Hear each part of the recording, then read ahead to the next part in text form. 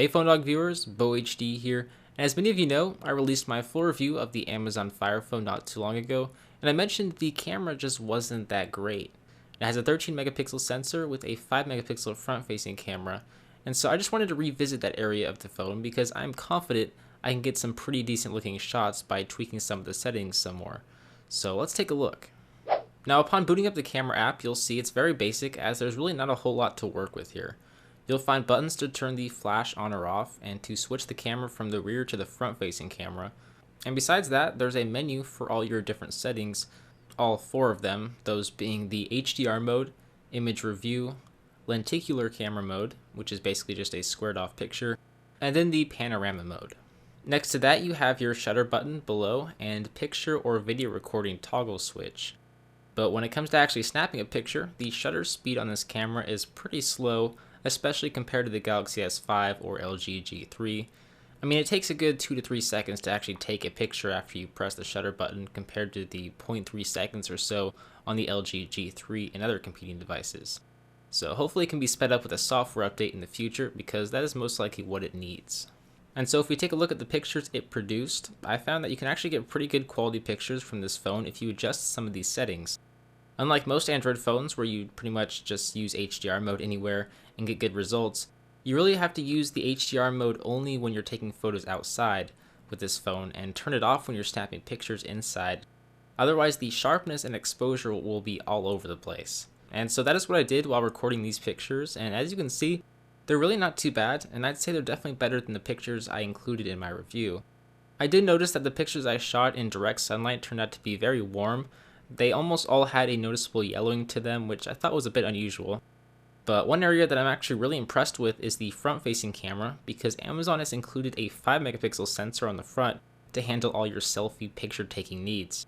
And since most phones have a 2 megapixel front-facing camera, the front-facing camera on the Fire Phone is definitely above average as it takes pretty decent pictures, most of which are better than any other front-facing camera out there, really.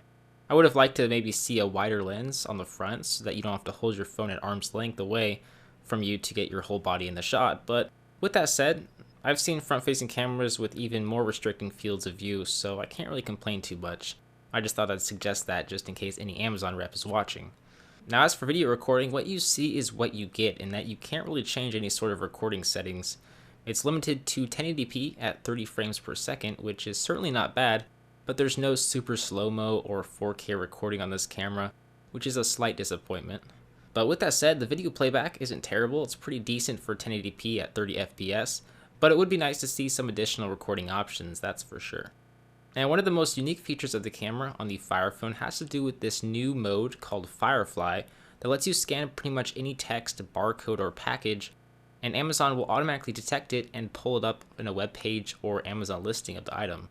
It works pretty well actually the more I used it and discovered the various things you can actually scan with it. I whipped out my business card to see if it would detect some of the links, and sure enough, it did. So that's pretty neat. I mean, it also does a pretty good job detecting music and TV shows too when you press either the music or TV icon at the top. When it identifies a track or show, it'll bring you to the Amazon listing of the show or music you're listening to so that you can go ahead and purchase it, which is really the only thing that it kind of annoys me, but they do have some great prices on most of their items, so I really can't complain. But at the end of the day, for a 13 megapixel camera sensor, the Fire Phone is capable of taking pretty solid photos and videos. If you're the type that really likes to tweak every little camera setting or mode, the Fire Phone is very limited. It's probably not the best phone for you. But if you want a camera that just works right when you power it on without having to adjust a whole lot of settings, then hey, this might be the phone you're looking for. And so with that said, that is my complete review of the camera on the Amazon Fire Phone. If you'd like to watch my complete review of this phone, I'll leave a link for you to do so down below in the description bar. But as always guys, I'm BoHD from PhoneDog.com. Thanks for watching, and I'll see you guys in the next one. See ya.